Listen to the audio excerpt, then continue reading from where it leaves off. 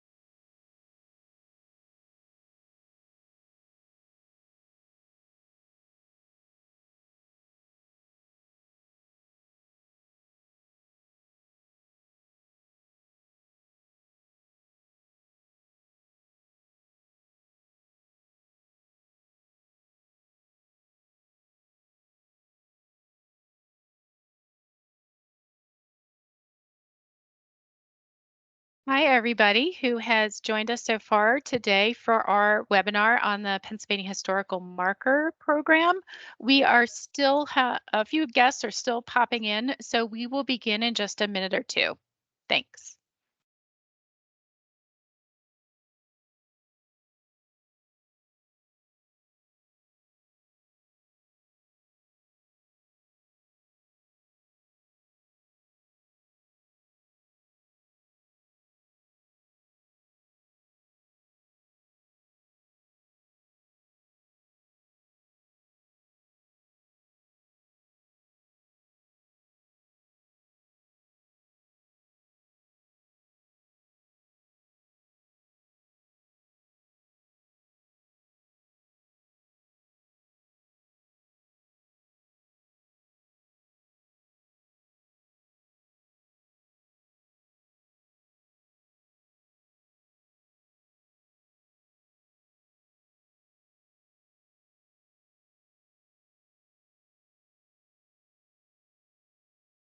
Okay, it is exactly 12 noon, and I know that Allie has a lot of great information for you today, so I think we'll go ahead and get started.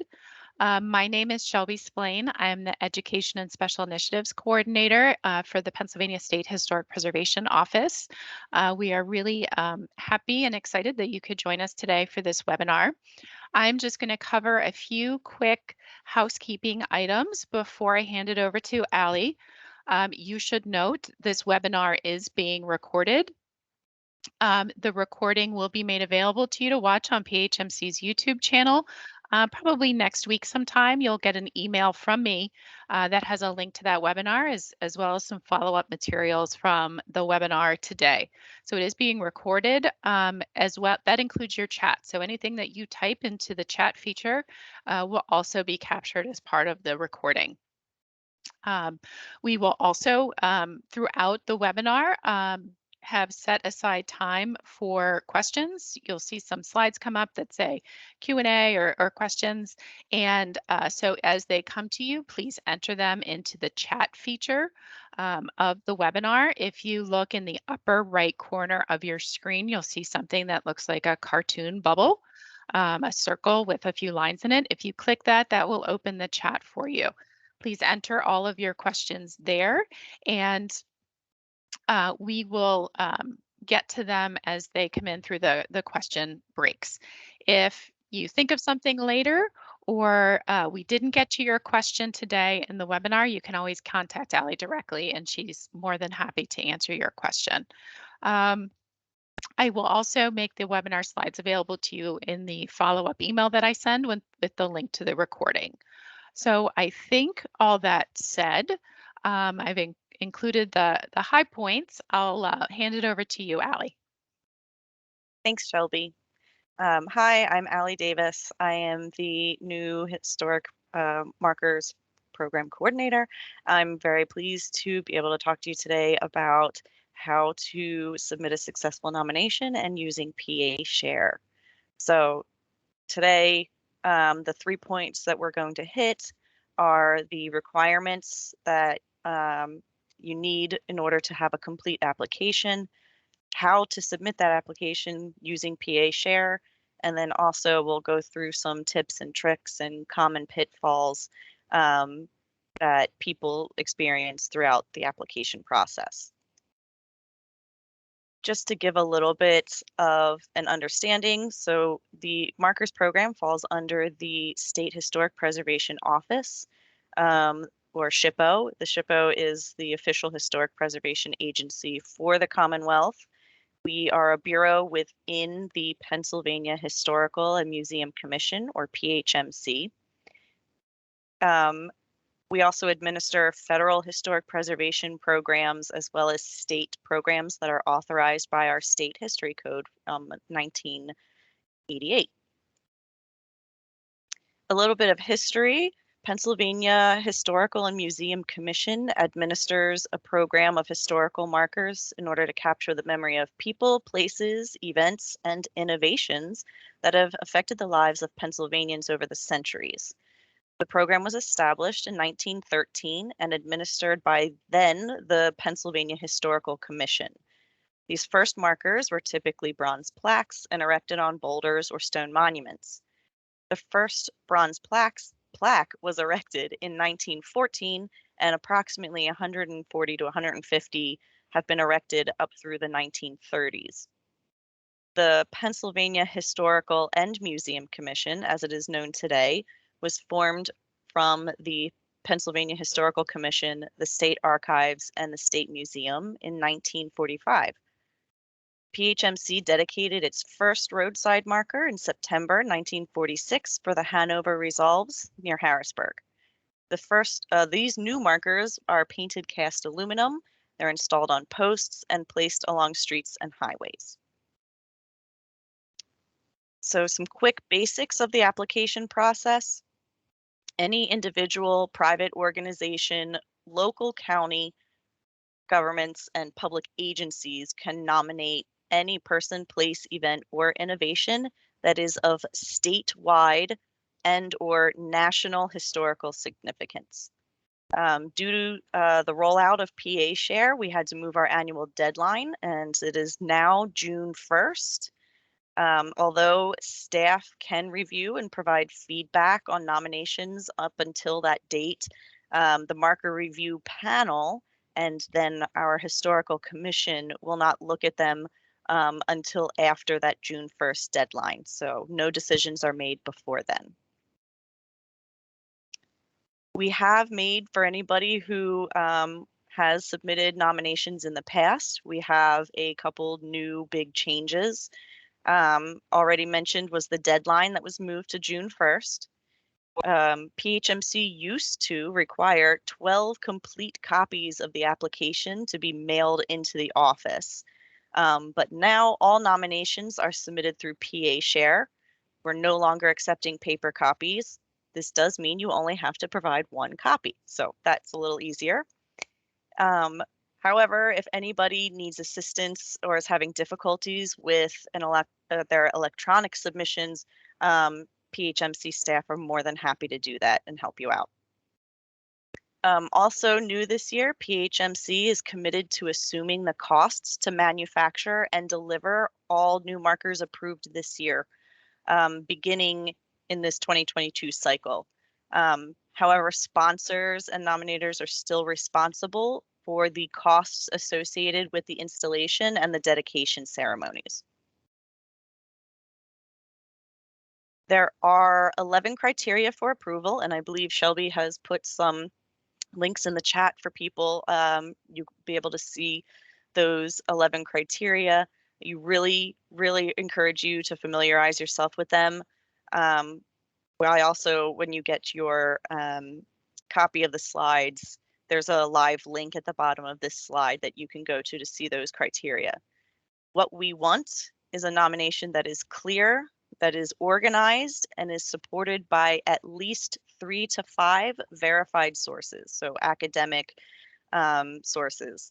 The topic must have a significant impact on its times, and it must be of state and or national significance. Local or regional significance is not enough. It must meet at least the state level.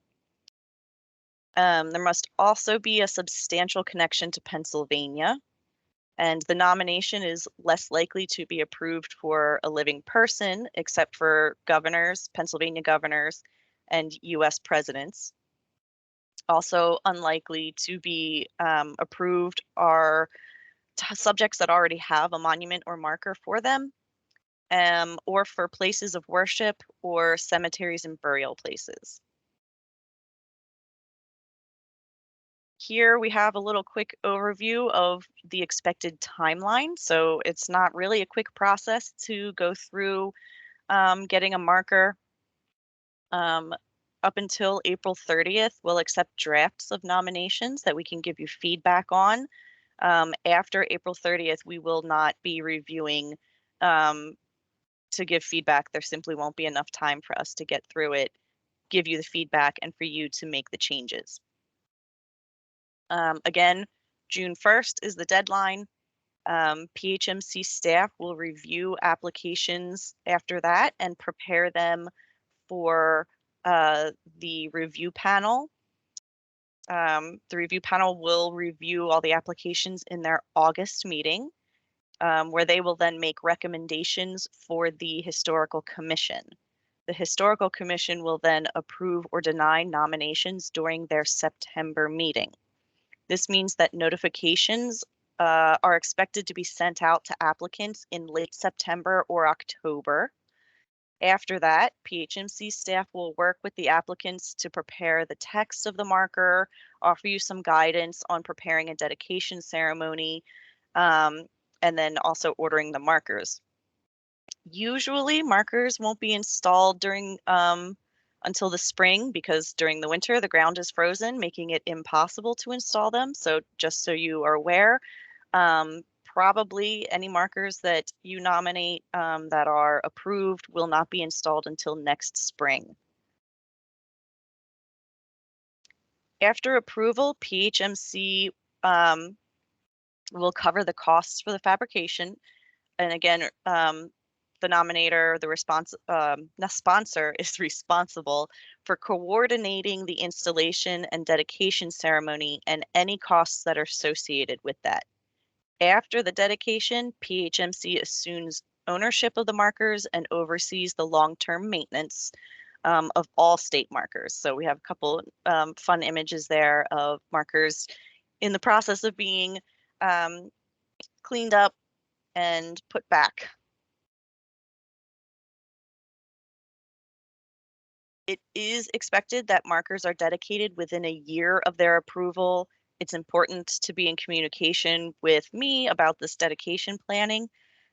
We will have another webinar later this year for markers that are approved to go through what that process looks like of the installation and dedication. At this point, we'll take any questions that have come through so far in the chat.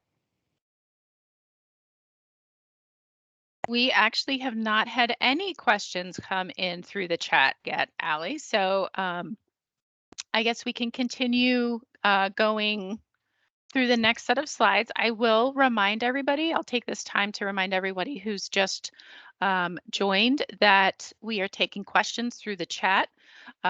You can see the chat if you don't already on your screen.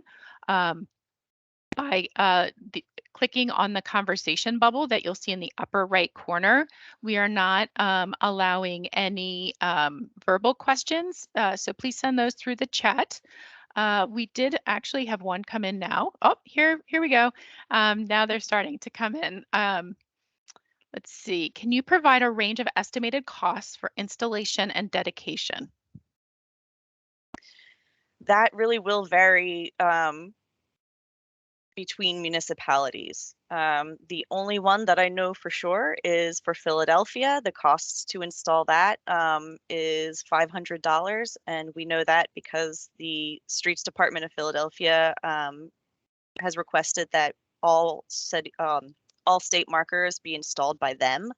In other municipalities, it could be less than that. I would imagine Philadelphia would probably be the most expensive one.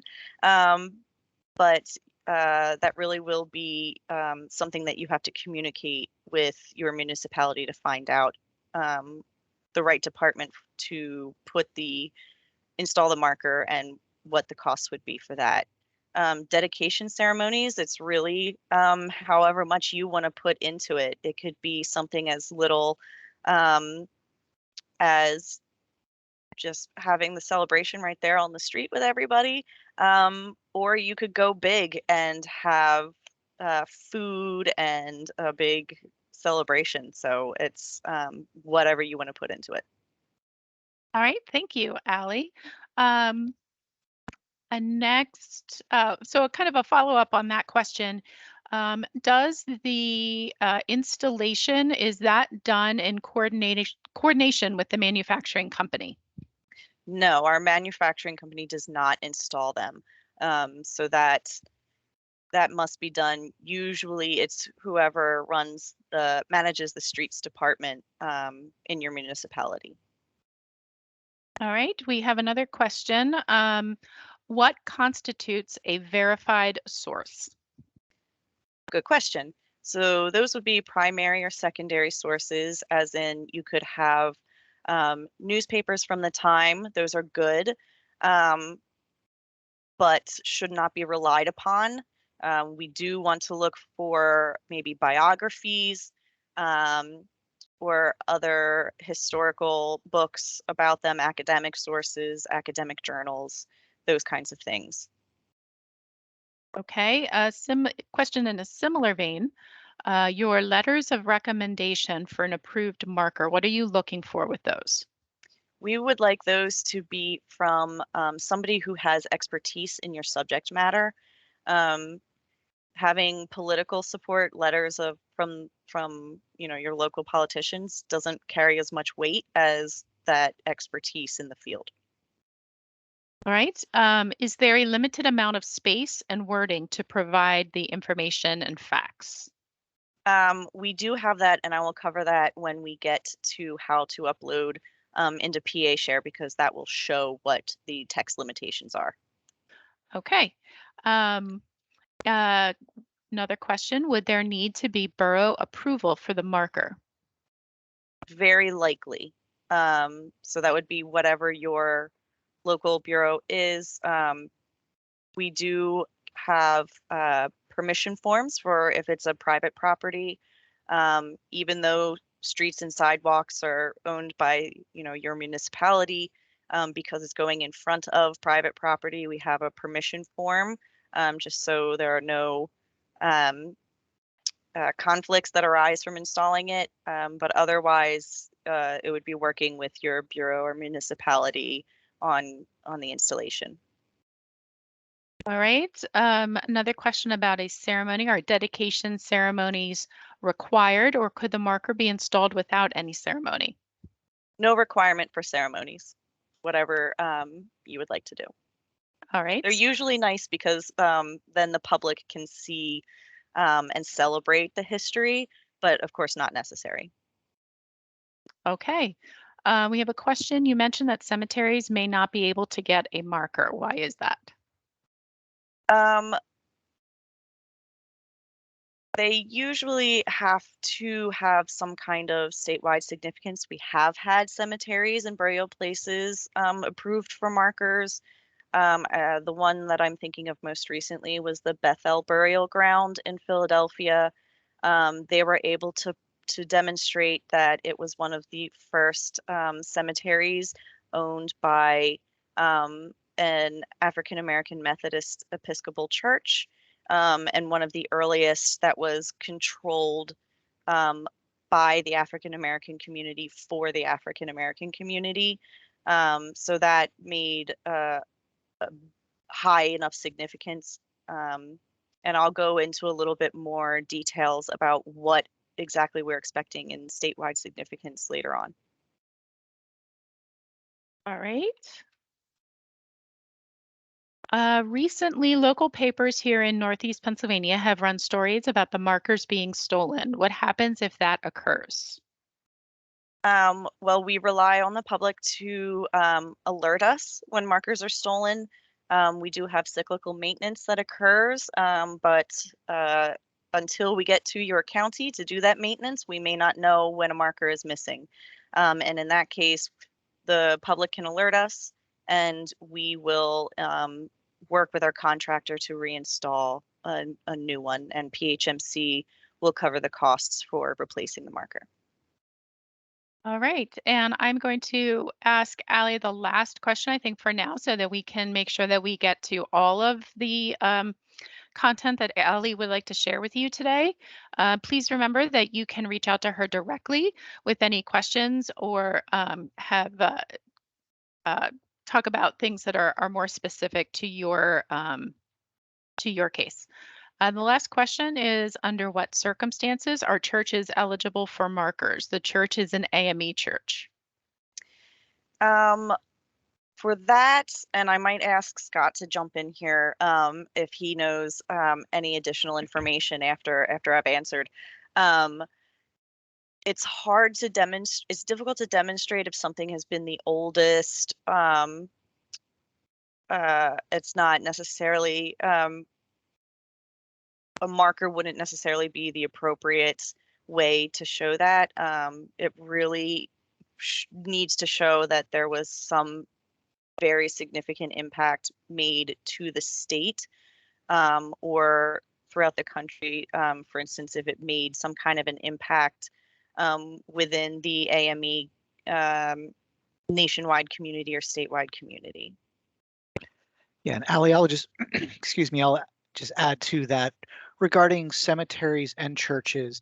Those are resources that are abundant in every community. There's, if not 5 or 6, there could be dozens of each of those types of resources in every municipality. So we would have a marker program with thousands and thousands of markers just to cemeteries and churches.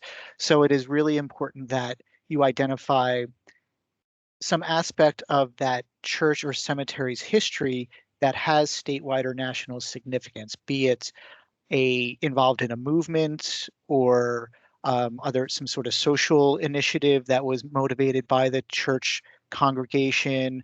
Um, we have recognized a lot of mother churches in Pennsylvania that were the founding churches of certain congregations, but other churches may have had other sacramental or liturgical significance that could be recognized with a marker.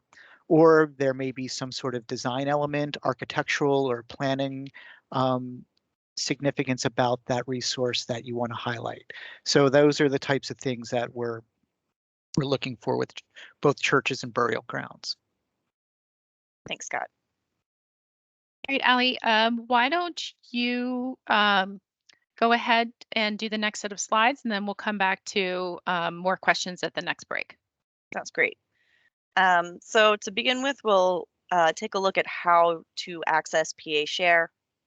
There's a link here. I think Shelby has provided a link also in the chat to access PA Share.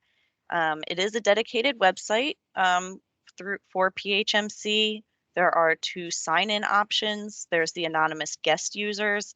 They can only perform basic searches, submit success stories, and they will log in with a generic guest username and password that's provided. But a registered user, you have to create a user profile. You have to register first to get a Keystone login, which is also free in order to sign in. This is the option that you will need in order to submit a nomination. So you do not use the guest one. You will have to register for a Keystone ID. Again, like I said, it is free, but there are also pro and business subscriptions that are able to do a little bit more and access a little bit more information.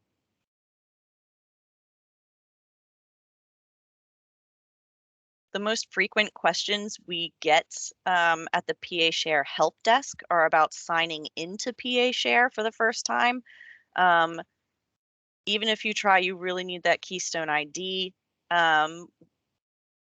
Something that is also a little frustrating, but you should wait at least 30 to 60 minutes after you create your Keystone ID to log into PA Share. It just takes a little while for the 2 platforms to sync up.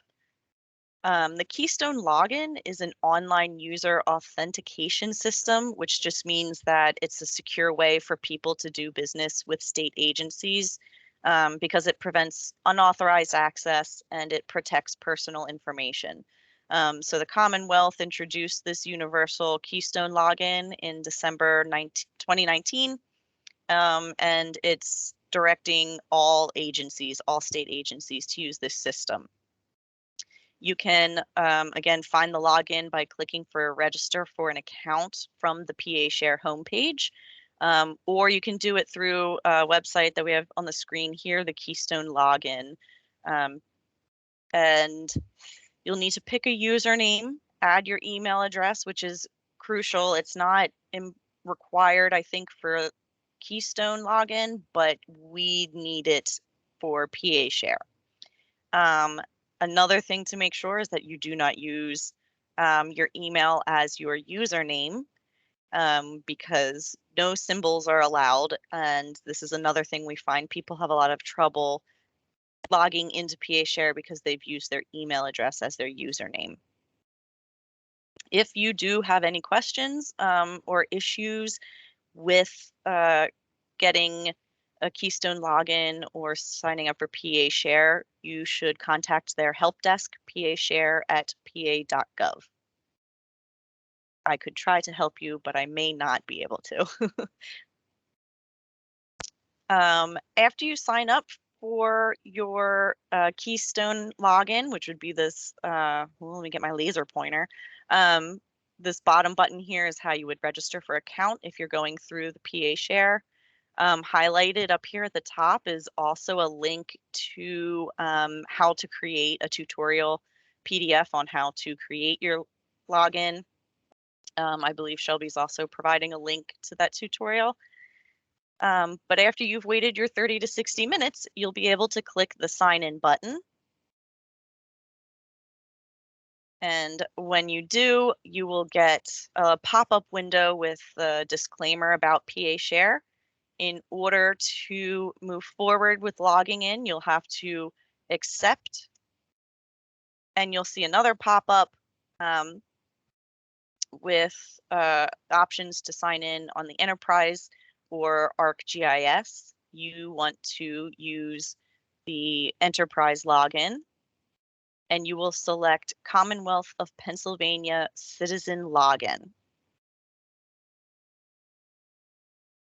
Once you're logged in, you'll click, there's a Submit tab at the top of your home screen up here. To nominate a marker, you can either click on the marker nomination tab from the left-hand side of the screen, or clicking the Visit button on the marker nomination card. This will take you to the nomination form. All fields that are marked with a red asterisk are required. You must add your contact information in order to complete the form because all the fields are locked until you provide this contact information. You can add as many contacts as you would like. You do need to select one of them to be the primary contact. Any messages that come from PHMC or any changes that are made to your application are emailed to those contacts associated with the project.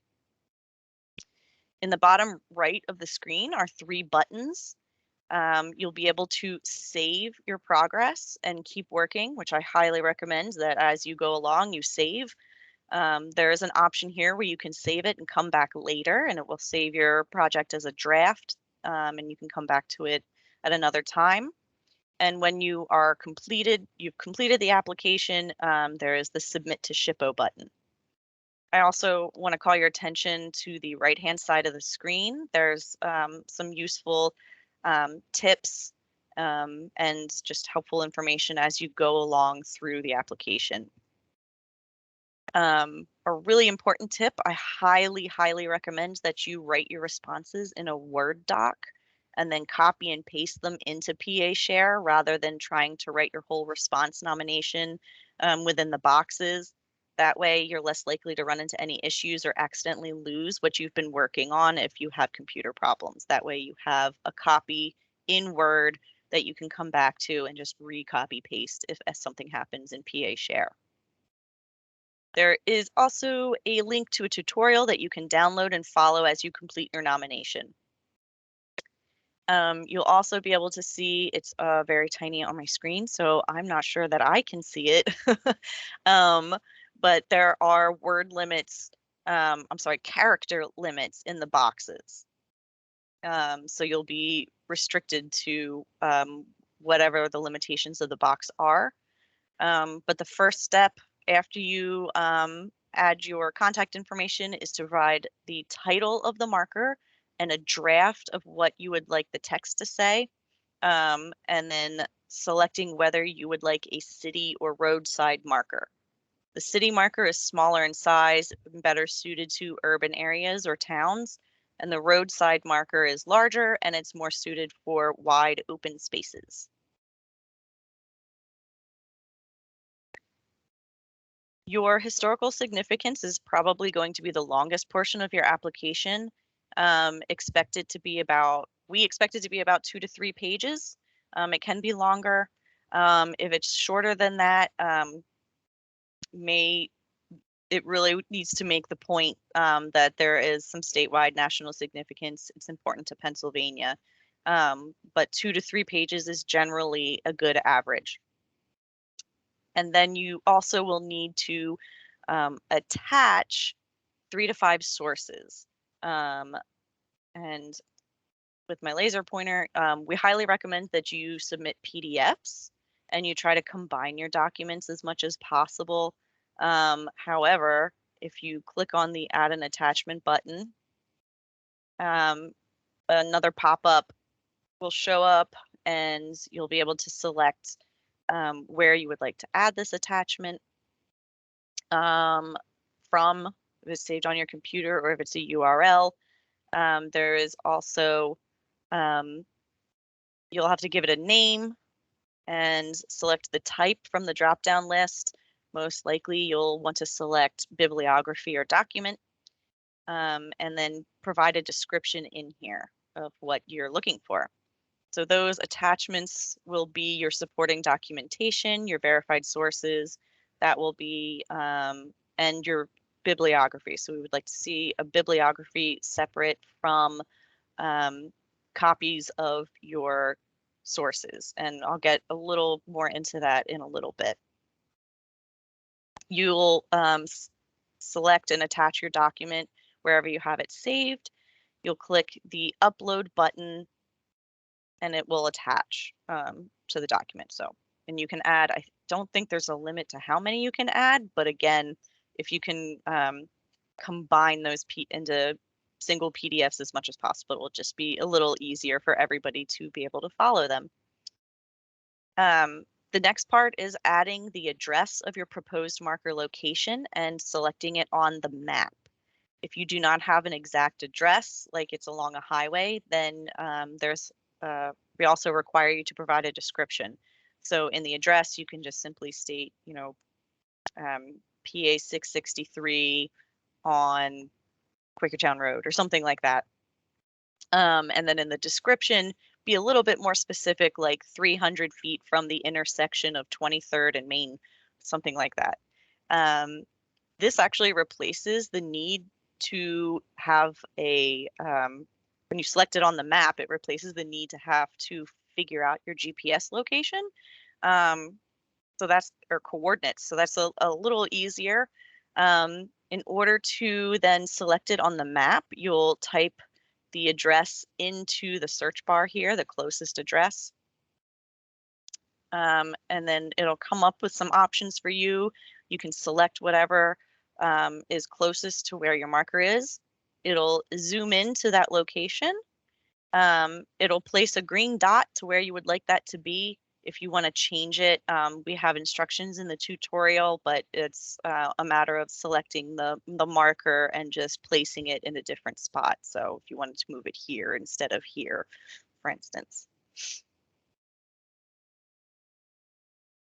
You'll also, Allie, the only thing yes, I would say about the location information as well, we would like to know why you're selecting that location in that text box above too. I mean, why is this the appropriate location for the marker? It's the birthplace of the subject. It's the location where the event occurred. So you want to explain that in the text box as well. thanks, Scott. In addition to that explanation, we also would like to see some photos of the location, and that will help us just get a visual of where it is. We might give you a recommendation for a slightly different alternative if it's too close to a busy road and at risk of being hit, or if we think visibility will be better in a slightly different location. You also can decide whether or not you would like this to be selected for preliminary review so that we give you feedback. That deadline, again, is April 30th to allow us time to review, provide you feedback, and for you to make changes before June 1st. So you would just select yes or no, depending on what you would like.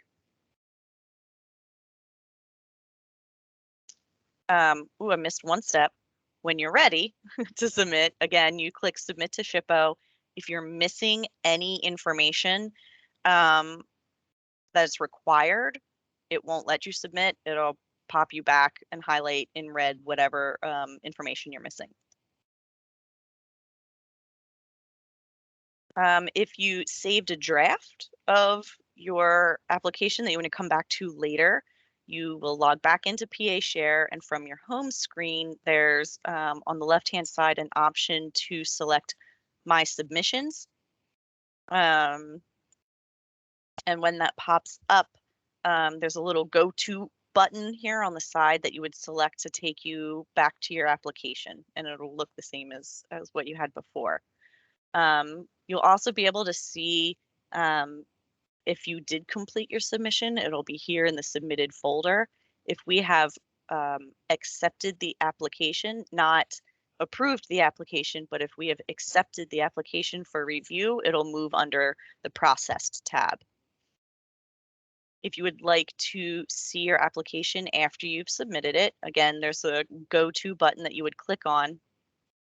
And a really nice feature here in PA Share is that we have a little progress bar that'll show you at what point in the review process you're at.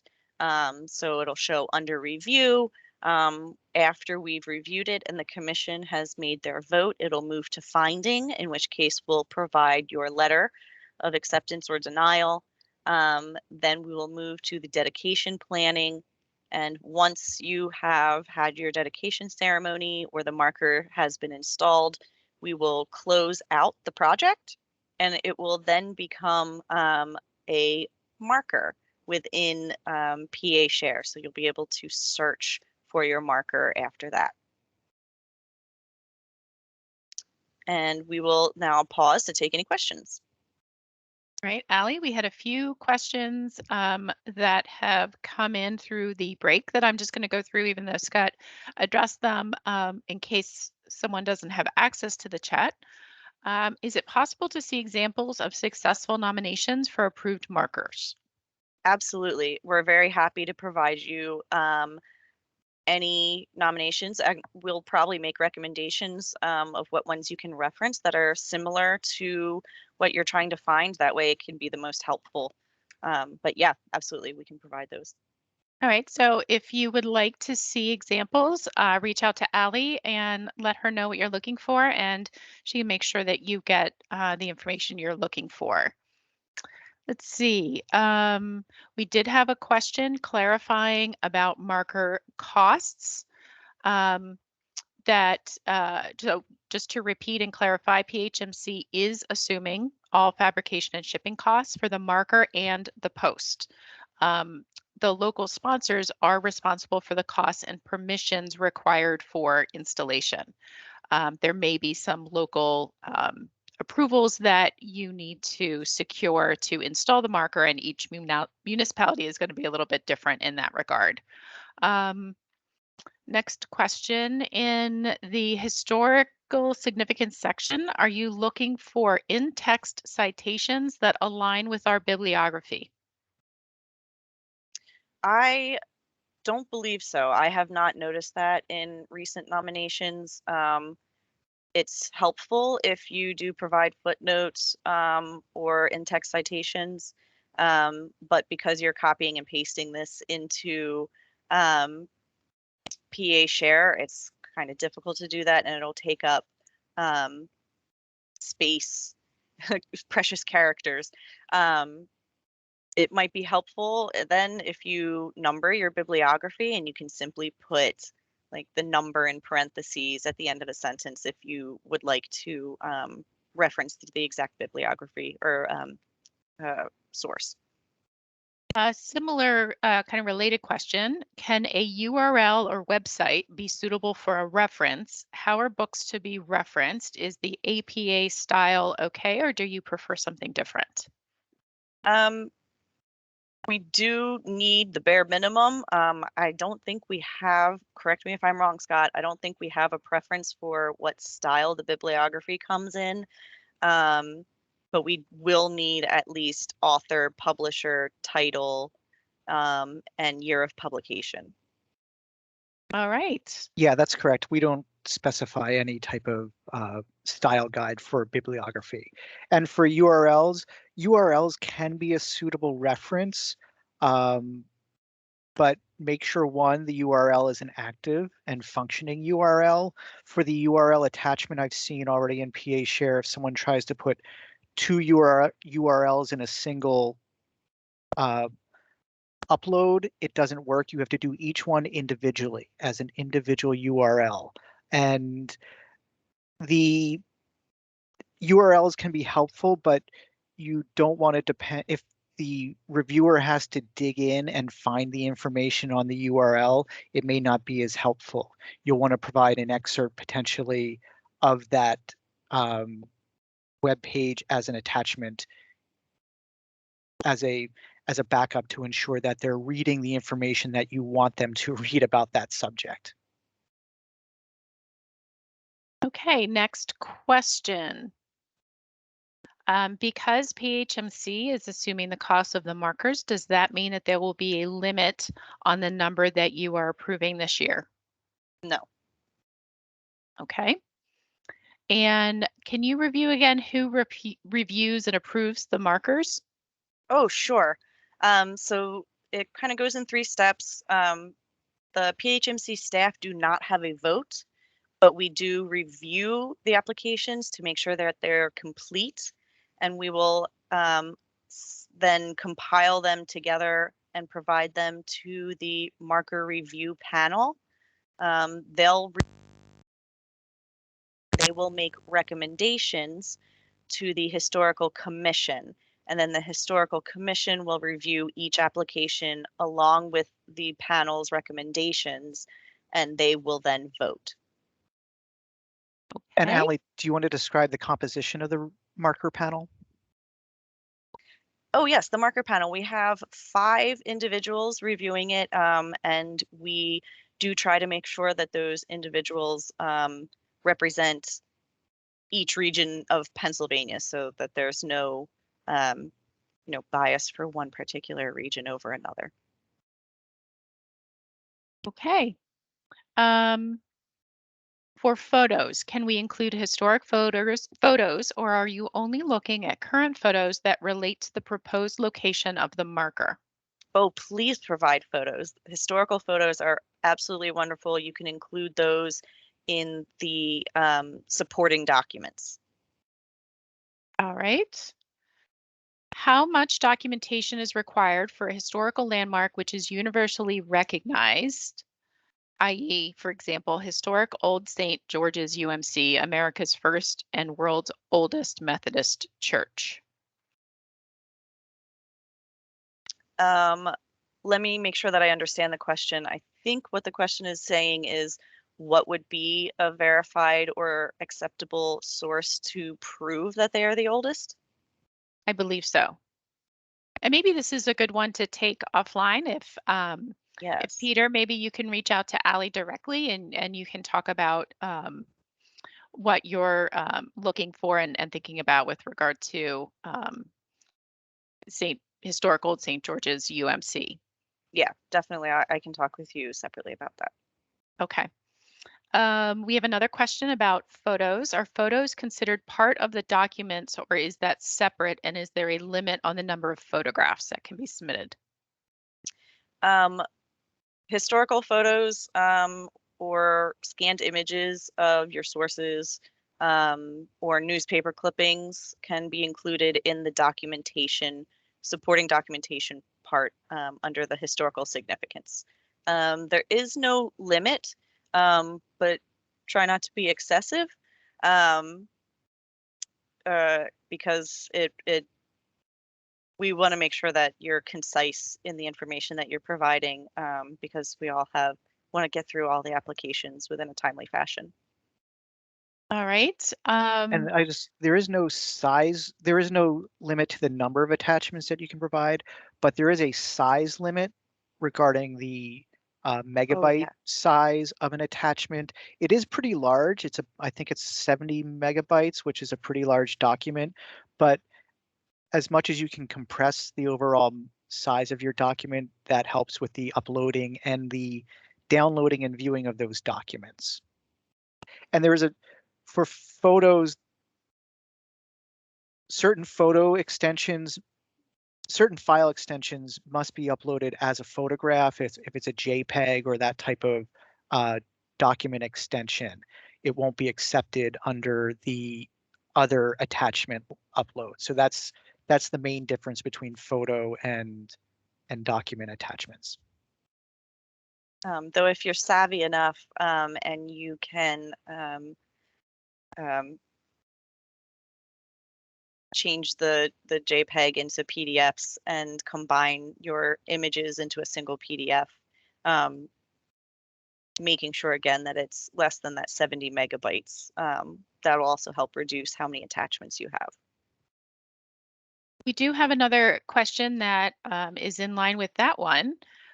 Sources are to be attached to the application as PDFs, correct? And does this mean an entire book would need to be attached if we are referencing it? Oh, please don't do that. That'll take so much time for you.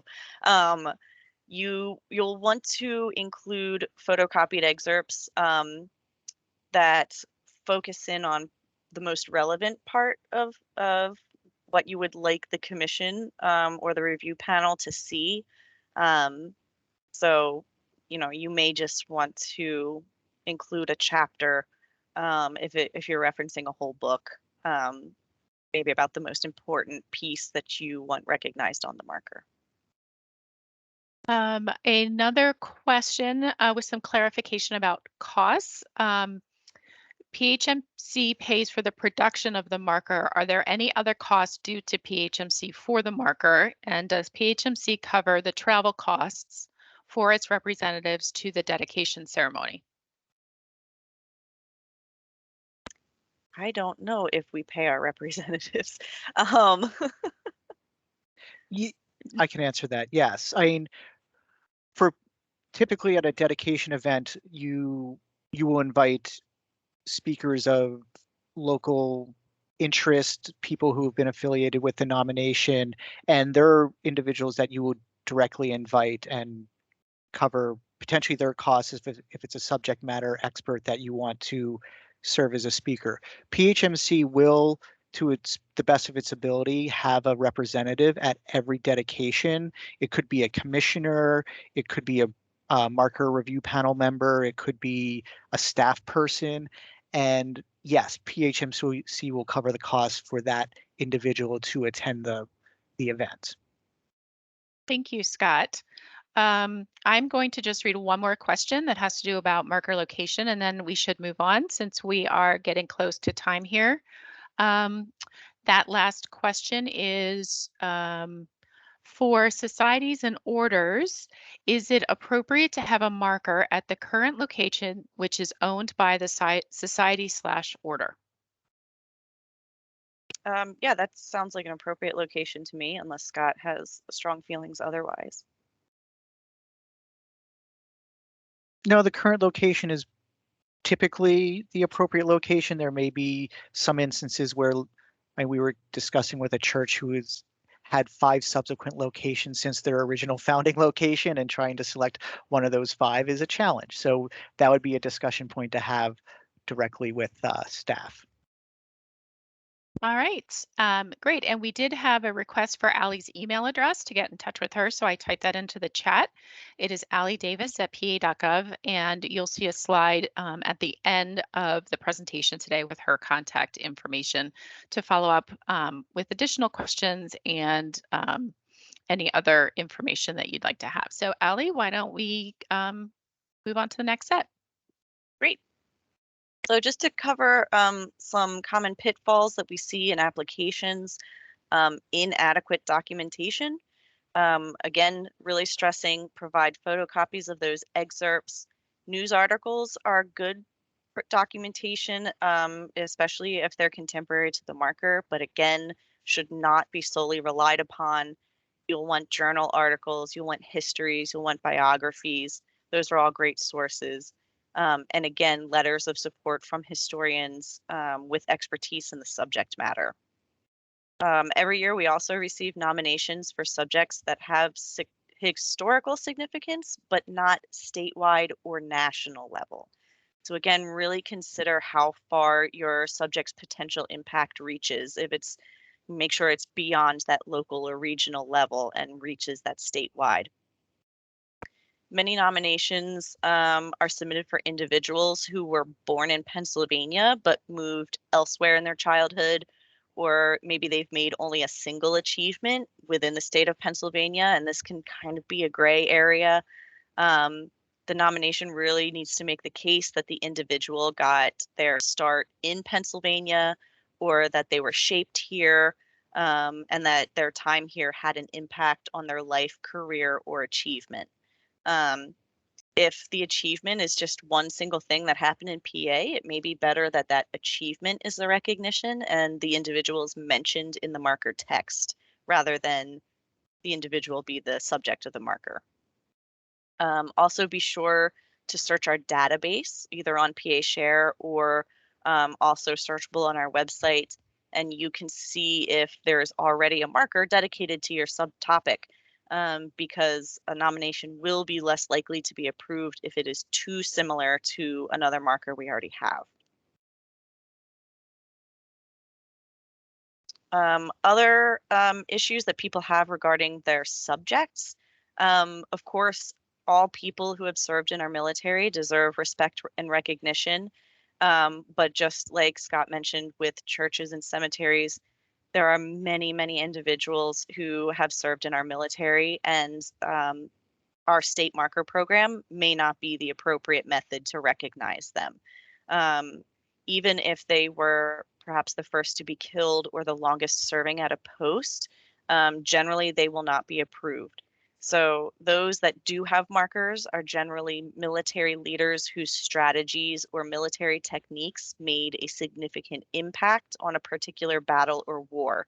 So for example, this year we have approved a marker for General Lemnitzer, who actually played a role in the creation of NATO. Also, while all PA governors are automatically approved for a marker upon submission of a complete nomination, other political figures may not. It's the same thing. There's so many of them. They can't possibly all be recognized. So for politicians, generally, if they were the sole author or sponsor of landmark legislation that impacted the entire state or nation, or if it served as a model for subsequent legislation later on, those are more appropriate. Being on the National Register is not a guarantee for approval. The Historical Markers Program is administered just by the State Historic Preservation Office. It is a state agency. The National Register Program is a federal program run by the National Park Service. The application forms and the criteria approval are very different. The National Register really focuses on there being a building or some kind of physical representation, whereas our marker program can be a little bit more um, uh, intangible that doesn't not need to exist any longer in order for there to be a marker placed somewhere. The National Register also recognizes places that are significant on the local level. And again, the marker program doesn't recognize that just local level. Again, needs to be state level. It is useful, though, if you can make that argument, to use your National Register nomination as a base for your marker nomination, so it makes it easy. But again, that statewide or national significance. Also, if the subject is the first of a type, or such as the first church of a particular denomination, or the first facility to produce a product, the first chapter of a significant group, you'll have a better chance of approval if you also can prove that it meets one of our other criteria. Related to that, if a subject is too qualified or if it's too difficult to verify, probably won't be approved. So that would be something like the world's first town lit exclusively with electric lights. Thomas Edison had a lot of interests in many small towns in Pennsylvania, and it's very difficult to figure out which town was exactly the first one. And again, really want to stress that you read and understand those criteria and read through our guidelines. It really will save you a lot of time and effort. While there are improvements and resubmissions that you can make if your nomination is denied, you get 3 opportunities if you're denied 3 times. I think there's a time frame on when you can nominate again. But to really save you time, that means you have to wait a whole nother year. If you have any questions, reach out to us. Our staff will be very frank with you, and we will let you know if we think that your subject has a chance to be approved. We want to save you time and frustration. And so, again, any questions, please reach out.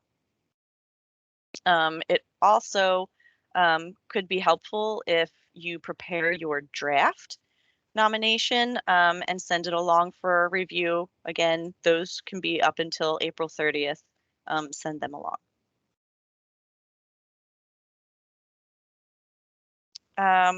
So some other key takeaways. Again, staff does not have a vote in this process, but we will give you feedback. So just really would like to emphasize that we are here to help you through this process. Um, if we think that your subject is not appropriate for a state marker, you can erect your own local marker. We have a list of marker manufacturers that we can provide you.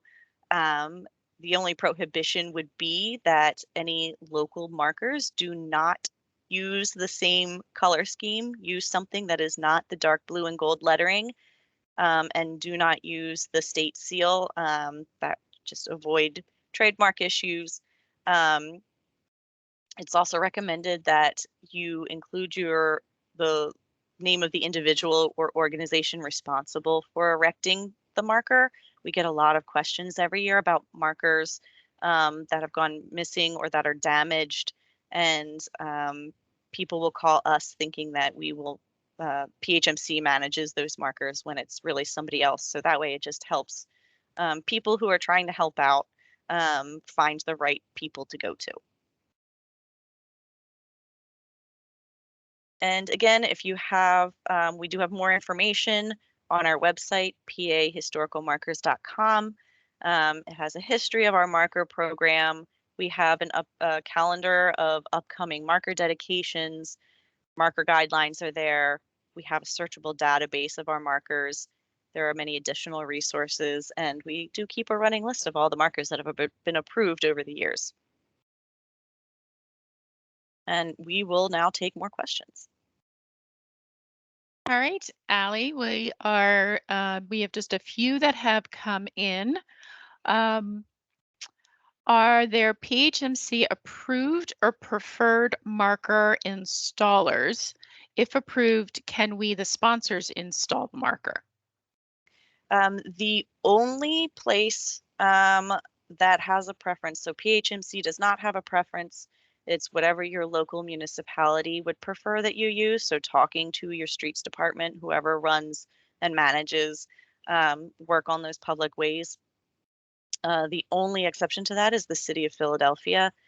They absolutely require that you go through the Philadelphia Department of Streets.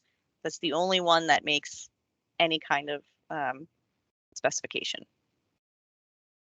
All right, and then we have a question. I think this relates to whether or not Native peoples can be the subject of a historical marker. Oh, absolutely. Um, we we want to recognize all peoples um, who have made an impact in this geographic area that is the current borders of Pennsylvania. So, Native peoples, absolutely.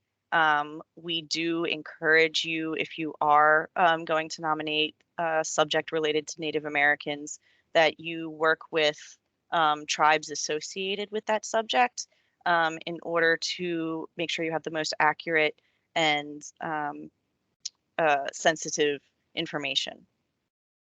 All right, thank you. I'd say, Melinda, you can also follow up with Allie directly if you have questions about specific subjects related to Native peoples that you want to talk about.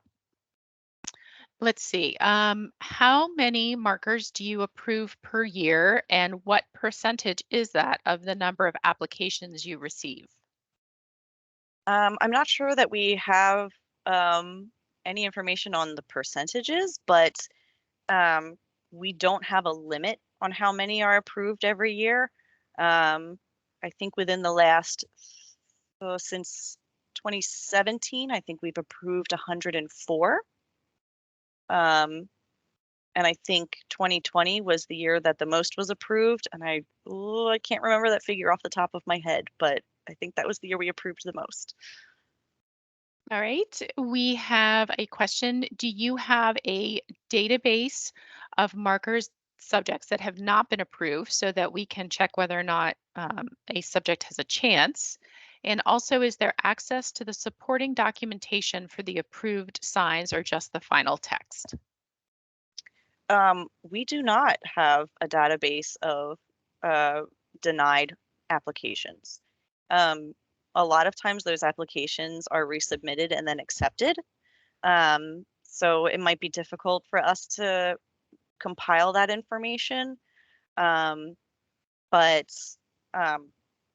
certainly PHMC staff is here to help you figure out whether or not you've got a chance.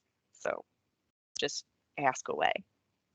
All right. And I think the second part of that question, correct me if I'm wrong, Kate, is whether or not people who are submitting nominations, if they're looking at PHM or PA Share for approved applications, can they just see the final text in the PA Share record, or is the supporting documentation available from the original application as well?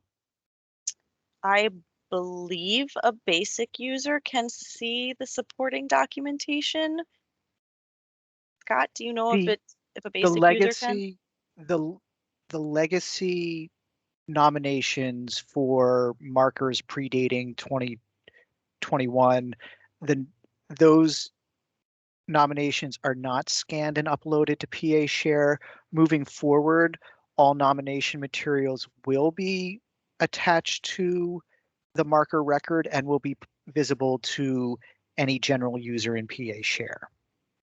But if you are interested in the marker nomination information for past approved markers, those are in paper file, and we can provide you copies of those upon request, and we are doing our best to upload that information to PA Share. One word of caution, prior to the public nomination process of the marker program, which essentially started in the mid 90s to the largest extent, the marker nominations prior to that are quite skimp, uh, quite scarce. There's not a lot of information in those files, so they don't serve as great uh, representation of current marker nomination standards. So that's just one. If you're looking at markers that predate 1990, there's not going to be a lot of information in the file on them. Thank you, Scott. The next question, I know we are over our 1 o'clock ending time, so if you can hang on with us and listen to these last few questions, great. If not, this recording will be available on PHMC's YouTube website in about a week. So the next question, does PennDOT require a highway occupancy permit to install a marker along a state highway? I have no idea. Scott, do you?